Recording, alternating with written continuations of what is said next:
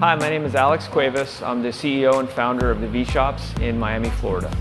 I remember being 10 years old and watching a video on factory farming. That was the first time I saw anything like that. It was just the way the animals were treated and then the way they were dispatched or put down. It was incredibly disturbing to me. And when I realized that my favorite foods were tied to the suffering, I said, I don't want anything to do with it at all. So when people ask me about my background, they're like, oh, you've been doing food for a long time. Actually, no, I went through school and got a degree in computer science, and I climbed up the ladder in tech, and things were going great in the career. But while I was excelling in the career, I realized that no one's really doing this other thing that I really think we should be doing as a society, which is bringing up more plant-based places that are really just done very well. So when people ask me why a food hall, I was like, wouldn't it be amazing if you walk into a food hall and everything on the menu is available to a vegan person?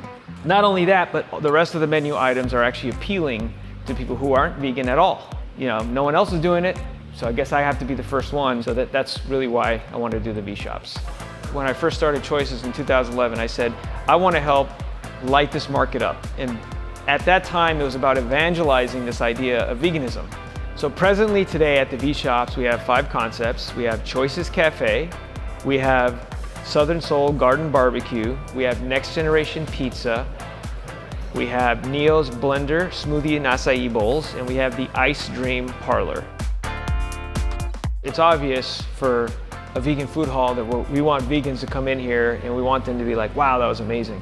But in reality, what I want to be able to do is have that vegan or vegetarian bring their non-vegan friend, and they come in here and they're like, wow, that was pretty darn good. If you are attempting to inspire change, inspire consciousness, what you need to do is be able to replace the emotional attachment that people have to food, and it has to be good.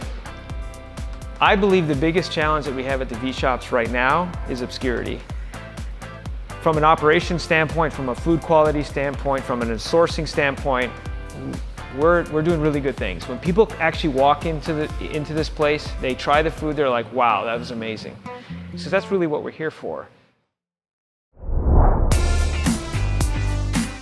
My name is Ruben Paredes. I'm Director of Operations for 1-800-Lucky in Miami. My background is mostly hotels and restaurants. And when I was working at the Mandarin Oriental, Sven, one of the owners, and he showed me his concepts, he showed me these restaurants, and I immediately fell in love for something to work in something like this, special, so cool, like a new trend that is happening in Miami. I signed up with them in 2017, so I've been working with them since. So. The story behind the name of 1-800-Lucky, it was a brainstorm they were having in an Asian restaurant, and they have this little cat when 800 and something else. They wanted to have this 1-800 concept, but what was the word that they all feel most close to? It's like they come up with 1-800-Lucky. Our bar is probably one of the biggest bars in Miami. 90% of our beers are all Japanese or Chinese beer. Then from a restaurant standpoint, we have 7 concepts. We have Lotus and Cleaver, what is our Chinese barbecue. Then we have Jeep, what is our dim sum. Also we have Lebanese, what is Vietnamese sandwiches. And also we have Hayato, what is ramen. We also have Poki OG, what is Poki.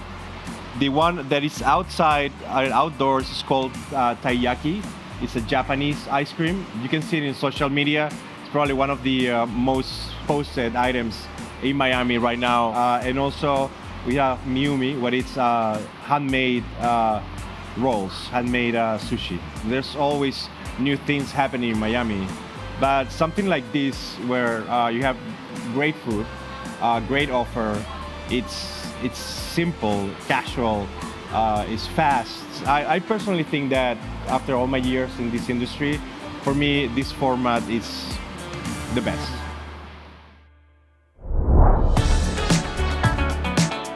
My name is Kenzie Motai. I'm the Assistant General Manager at Roche Market here in the Design District in Miami, Florida. The way that St. Roch Market works, we have 12 separate food and beverage vendors, 11 food vendors, 1 bar in the middle.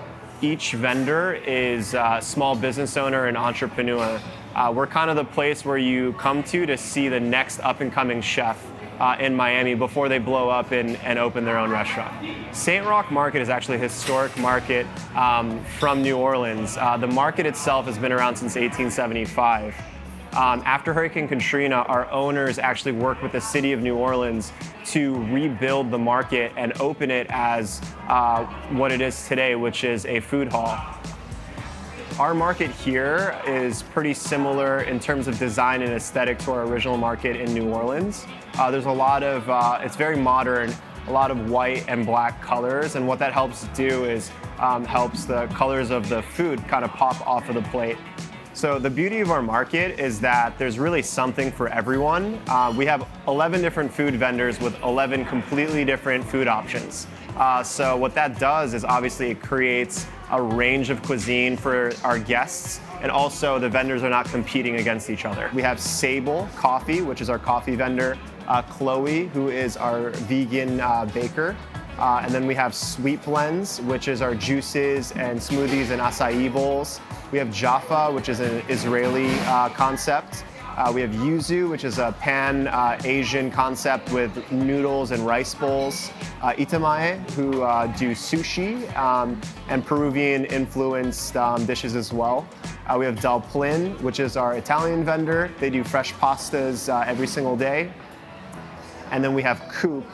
They specialize in fried chicken. My experience with St. Roch Market, it's been great so far. You have like so many expenses from linen, from hostess, all these things that we don't have to worry about in a food hall. It doesn't really give me a lot more time than being in a restaurant, because it is a restaurant. I don't know about everybody else, but for me it's a learning experience. I think most of us have been learning a lot from it. And it's a little bit different. It's just different things to worry about. I think a lot of locals in Miami sometimes feel a little bit uncomfortable coming to the design district because everything is very high end. But I know for a fact that a lot of people feel comfort in coming to St. Roch because, you know, the second you come through our doors, we're very laid back, very accessible, also in terms of price point. So you can, you know, stay and do work here for 2 hours if you want, or you can be in and out in 10 minutes, and we're able to kind of satisfy everyone in all spectrums.